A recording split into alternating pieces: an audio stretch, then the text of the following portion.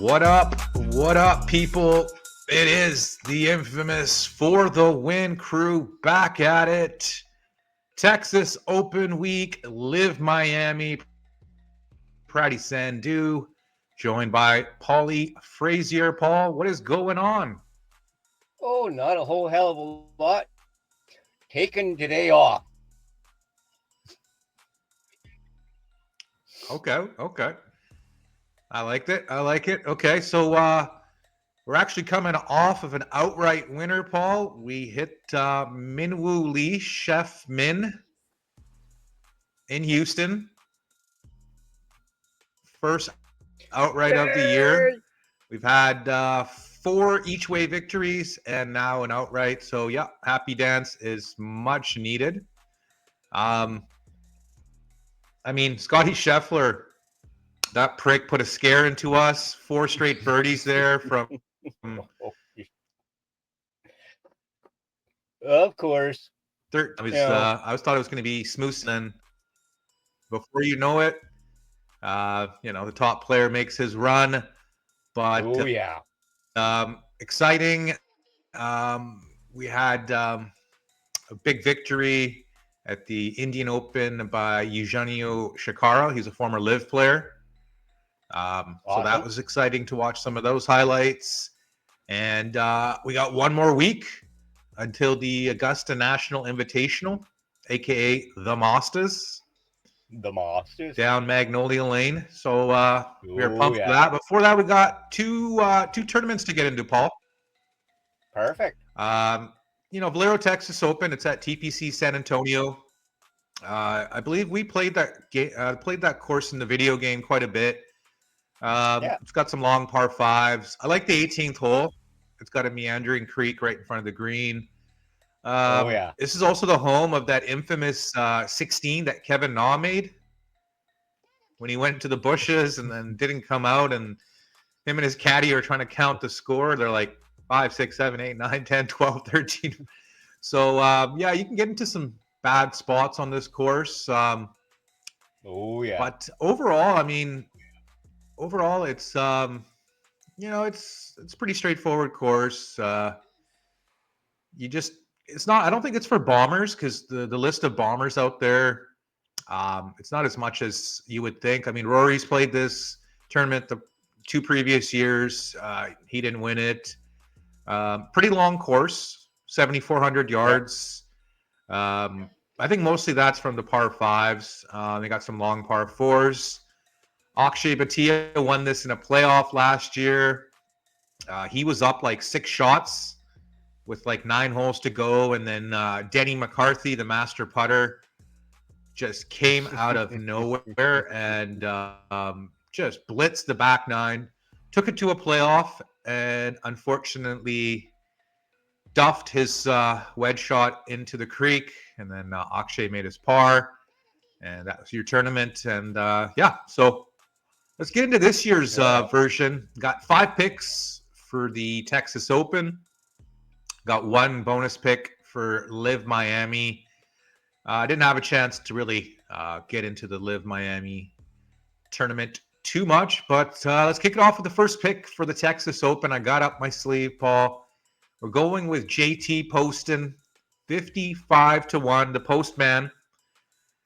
He does have a win in the wraparound season. I think he's a good play at these positional type courses. He can hit his ball onto the green. He's a good putter, so gotta like that about him. Each way bet with him. No each ways for the lower odds guys. I just think he's got enough win equity that he can win outright, and I like him. This is a course where you got to be positional and make some putts, so I'll go with JT, 55-1. Next up, I am going with the Maverick man, Maverick McNeely, 60-1. I got him like what was it, Monday morning. I think the odds have changed. He played really well at the second edition of Torrey Pines, the Genesis Invitational. He had the lead on the back 9 until Ludwig chased him down, and took that victory. But got a Yeah. kid, Maverick McNeely. He was a bit of a golf prodigy when he first came out. You know, he won a lot of events. I think he tied Tiger's record at Stanford for most wins and stuff like that. So he had a lot of hype, and then kind of Okay. just was a bit of a jobber for the first couple of years, but now he's leveled up. So he's another good putter, more of a positional player himself. So give me Mav McNeely, 60-1. All right. Moving along, I'm gonna go with another positional player, Ben Griffin, 66-1. I think this is a great number. Still hunting for that first victory. He's right on the borderline of the top 50 in the world golf rankings. And as we know, if you're in the top 50, you get into the Masters and probably Yeah. all the majors from there, right? So, so he plays almost every week. So I think it's between him and I believe Michael Kim for that Okay. last spot in the top 50 Uh, to get into the Masters. So I think he's motivated. Ben Griffin, he's a pretty consistent player. So I think this would be a great spot for his first victory. I mean, yeah. I just don't. I'm not really a big fan of the guys at the top of the odds boards this week. Ludwig, just 12-1 here. I can't do it. I don't think he's the best fit for this course. You got Fleetwood 16-1. Guy's not won in America yet, and Yeah. Hideki isn't playing the best. So yeah, I just laid off the top of the board, and I got an each way for my next pick. It's Seamus Power to the people, the Irishman. 90-1. He's been playing some Nice. Famous. sneaky good golf lately. Yeah, he's got a great Okay. name for a golfer, right? Seamus Power, right? So I would think he's been a top 50 player in the world before. It's just Okay. dropped off a little bit in the last couple of years, but he's been sneaky good the last 4 or 5 tournaments, getting him at 90-1 in this field with 8 places. I Yeah. like it. He's won on the tour before, and he is one of those sneaky good players. Next up, I'm going with the Texan from the University of Texas, Mr. Bo Hostler. 90-1, 8 places. He's never won on tour, not a great ball striker, but he is known for his putting. Another guy who was a college star, hasn't Yeah. really, been all that so much as a pro, but I just think it's a good fit. He's home in his home state of Texas. And I'm just kind of taking a shot on Big Bo Hostler there. I think he's a better golfer than he's shown on tour. It's just the Yeah. consistency with the ball striking. He's always tinkering with whatnot, this and that, right? So those are the 5 picks for the Texas Open. And LIV Miami, Paul, they're playing at some course called the Blue Monster. Ah. Oh yeah. Yeah. Yeah, we know that That course. the Doral, the Blue Monster. We love that course, and as soon as a certain idiotic moron, shall we say, slapped his name on it, Mm-hmm. that and Turnberry. Look at those 2 courses that used to be on the PGA Tour in the game. We loved Yeah. them. Still would love to play him in the game. Yeah. Just that since he slapped his name on it. They off the PGA Tour. Like you don't play Turnberry isn't part of the Open anymore. Which No. really sucks.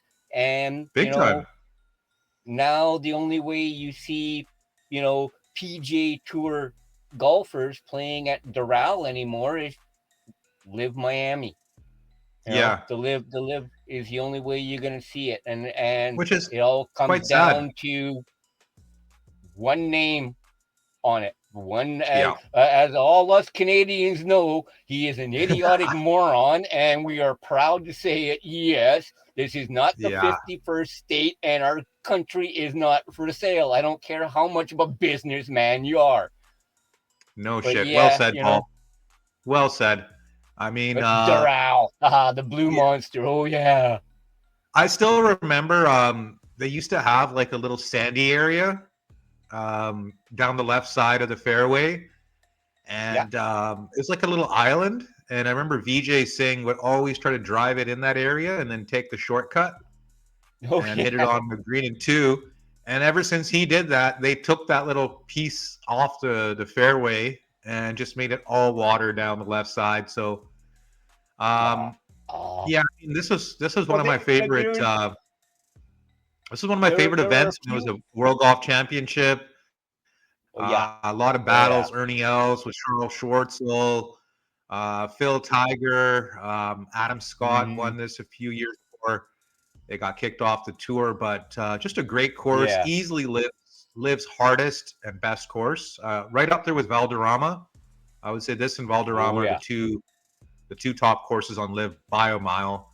I miss seeing this course on the PGA Tour, but it's nice that Liv has it now. They had it last year as a stroke play event as well.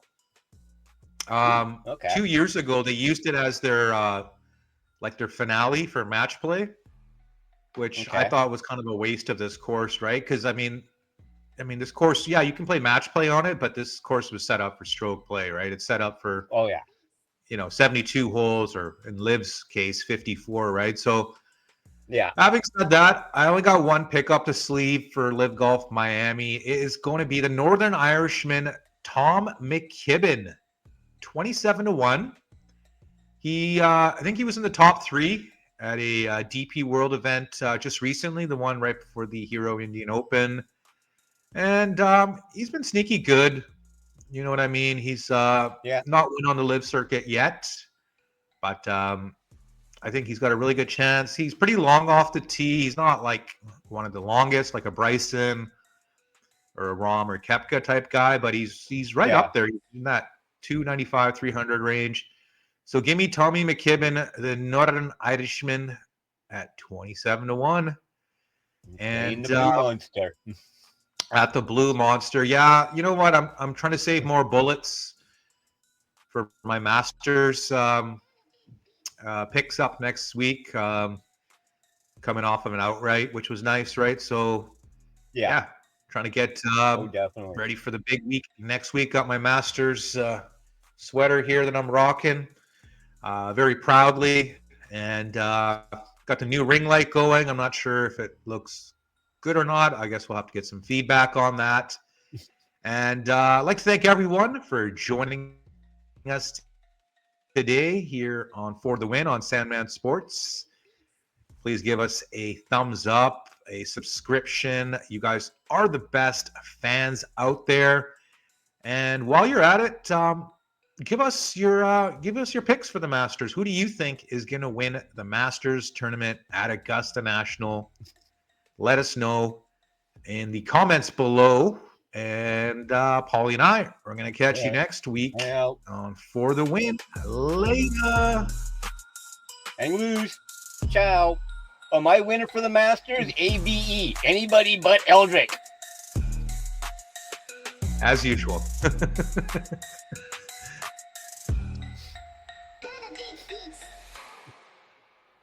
Well, I gotta remain a little consistent, can't I?